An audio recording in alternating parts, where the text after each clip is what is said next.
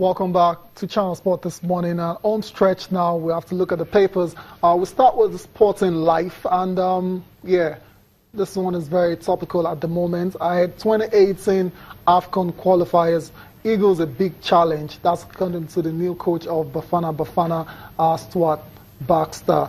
And that game, yeah, Nigeria, the rivalry is not exactly a very competitive one because South Africa against Nigeria usually won results in favor of Nigeria. But new coach, new manager, new enthusiasm, you know, they're trying to impress. And should we be worried? I mean, historically, we've done better. We've always done better than South Africa. But recently, it's not been the case.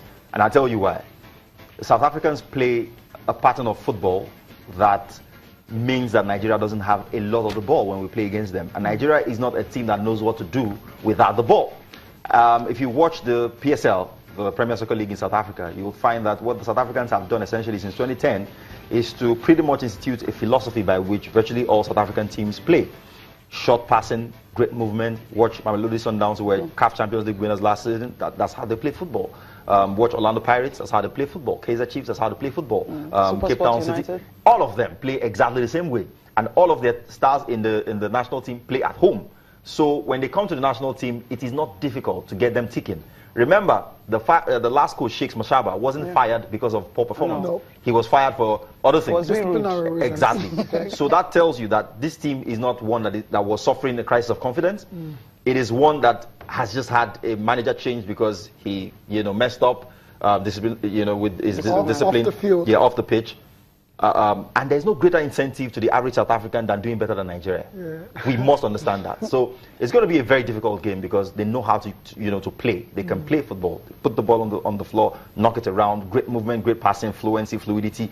They're going to trouble Nigeria. We have got to be on our A game to beat South Africa, trust me. Okay, and we're going to be having different Did he manage to, put a bit of fear in you? Yeah, I have already now. He's managed to do that. He's managed to do that. Now we'll go to Sporting Sun, and this one say EPL player of the year. You have Kante, Sanchez, Hazard make shortlist. Not a surprise about that.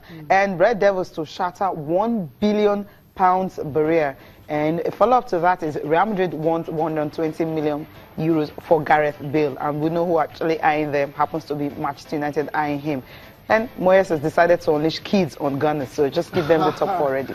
No, it's not in their hands. Like, why you even if they win by 1 million goals, I mean, they still wouldn't qualify. Exactly. Complete Sports is the last one. New Bafana we talked about that promises Eagles hell.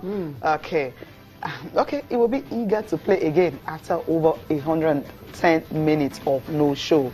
Fabulous finish for Chelsea. They still have one more game to go, and Moses seals sealing a sponsorship deal, more money for him. Then South Africa to spy on Eagles ahead of 2019 AFCON clash. So does that mean they'll be in France while they're playing the Corsica friendly? Why not? Yeah, I mean, naturally they should have people there watching the Eagles, watching watching every move. Yeah, watching the players to look out for. Because the way the Super Eagles play, we're individual driven, even though we have a system that works. If you shut down a few individuals in the team, maybe you have a chance. Okay, that's so simple. Well, thank you, Bada, for coming on the program. Always a pleasure. Thanks for having me. All right, thank you for watching. I'm Cecilia Amogbe. Enjoy the rest of your day. I'm Tayo Salam.